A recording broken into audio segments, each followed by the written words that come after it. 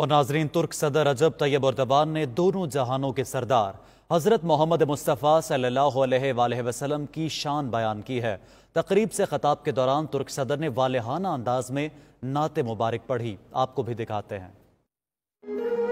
Aşkın ile meydana geldim ya Resulallah. Derdin ile devrana girdim ya Resulallah. Zikrullah'ın asarı terk ettirir ağyarı. Aşıkların hemyarı gördüm ya Resulallah. Lütfundur her dem ona, kim gide haktan yana.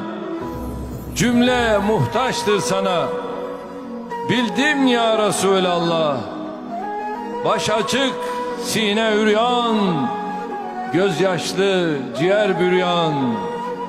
Canım yoluna kurban, kıldım ya Resulallah. Zatına doğru özüm, açılmıştır can gözüm. Haki payine yüzüm, sürdüm ya Resulallah.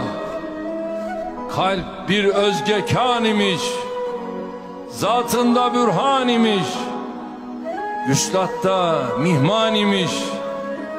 Duydum ya Resulallah.